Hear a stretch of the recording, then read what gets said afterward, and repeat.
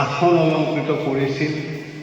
যিগৰাকী ব্যক্তিক আমি আজি শ্ৰদ্ধাৰে স্মৰণ কৰিব লগা হৈছে, তেখেতৰ বক্তব্যই সভাত আচলতে আহ্লাদিত কৰিছিল, উৎসাহিত কৰিছিল।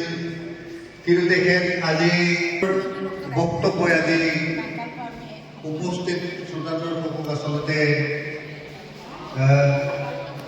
আহ্লাদিত বা উৎসাহিত কৰা নাই।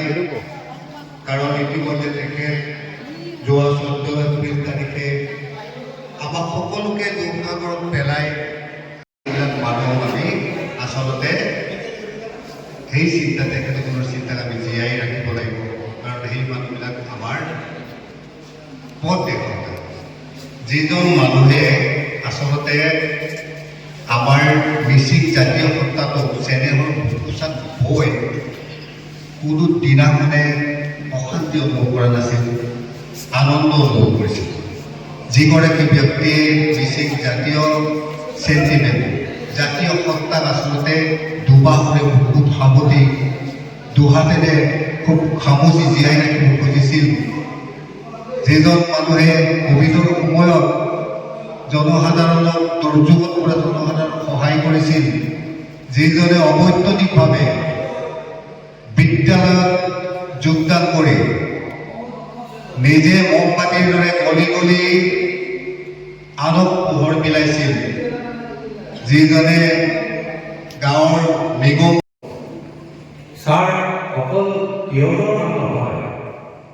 যদি আপোনালোকে কৈছে ছাৰে অকল তিয়কৰ মানুহসকলৰ কাৰণে কাম কৰিছে, তেনে ভুল কৰিছে, ভুল কৰিছে। ছাৰ এনে এজন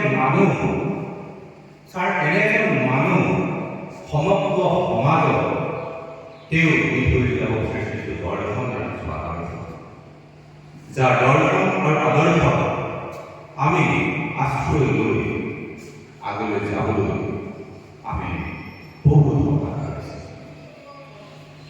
ছাৰৰ মৃত্যু হোৱা নাই। আপোনালোকে যদি ভাবিছে ছাৰৰ মৃত্যু হৈছে, ভুল হৈছে। ছাৰ ক'ত দেখিছে? ছাৰৰ ইমানবোৰ সমাজৰ কাৰণে কৰি থৈ যোৱা কামবোৰ দেখাৰ পাছতো আপোনালোকে ছাৰৰ কৈছে মৃত বুলি কৈছে। কোনে কৈছে? কোনো ক'ব নোৱাৰে, মৃত্যু হ'ব নোৱাৰে। ছাৰ আজিও আমাৰ চকুৰ আগত, আমাৰ সন্মুখত জীয়াই আছে। নিশ্চিতভাৱে ইতিমধ্যে বক্তাসকলে কৈছিল ছাৰ জীয়াই ৰাখিব। ছাৰ জীয়াই ৰাখিব লাগিব নহয়, ছাৰৰ বয়সতে আদৰ্শটো হৈ আগলৈ দেখিব আৰু দৰ্শন আৰু আদৰ্শ যেতিয়াই আমি আগলৈ লৈ যাম, ছাৰে আপোনালোকে নভবা, আপোনালোকে নোপোৱা, আপোনালোকে কোনো অনুষ্ঠানত ছাৰৰ ওপৰত নোপোৱাকৈ ছাৰ জীয়াই ৰাখিব পদোন্নতি শিক্ষক সমাজৰ প্ৰতিনিধি হিচাপে এজন সহযোগী হিচাপে নহয়, এজন অনুকৰণী ব্যক্তি, মোৰ আদৰ্শৰ ব্যক্তি হিচাপে নিশ্চিতভাৱে অনাগত সময়তো আৰু দৰ্শনৰ আদৰ্শক আমি প্ৰতিষ্ঠা কৰিবলৈ অগ্ৰাম চেষ্টা।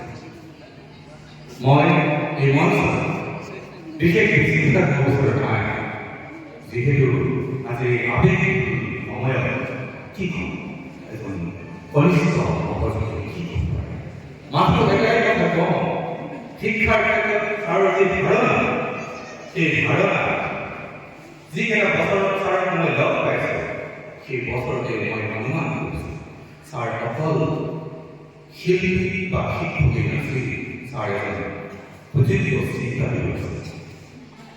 যিজন মানুহে সুখী কেনেকৈ হ'ব লাগে তাৰ দৰ্শন দেখুৱাই থৈ গ'ল। আজি তেওঁক আমি চকুৰ ভুল হৈছে, চকুৰ অনুভূতি হৈছে।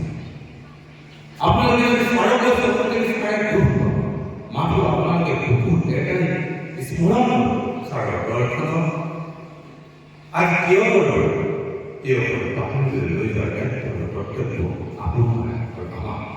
এই দায়িত্বৰ কৰ্তব্য আমি নিষ্ঠাৰে প্ৰত্যেকৰ সহযোগিতাৰে সকলোৰে সহযোগী আমি আগলৈ লৈ যাব।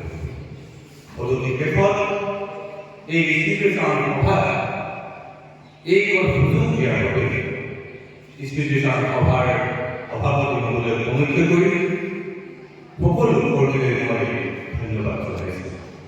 নিশ্চিতভাৱে এই দীঘলীয়া ভাষণত যদি ক'ৰবাত থাকি গ'ল ছাৰৰ গুণ গাবলৈ নিশ্চিতভাৱে মই কৈছোঁ ছাৰৰ গুণ গাই শেষ কৰিব পৰা নহয়। তাৰ মাজতো যদি আপোনালোকৰ সন্মুখত কিবা থাকি গৈছে বা ভুলবশতভাৱে ক'ৰবাত যদি ভুল বুজাই গৈছে, প্ৰত্যেকজনৰ পৰাই হৃদয়ৰে মাৰ্জনা বিচাৰিছোঁ আৰু পুনৰ সকলোকে ধন্যবাদ জনাই মোৰ ক'বলগীয়া কথা ইমানতে সমাপ্ত কৰিছোঁ। লগতে সময়ত ছাৰ যেনেকৈ যোৱাকালি আছিল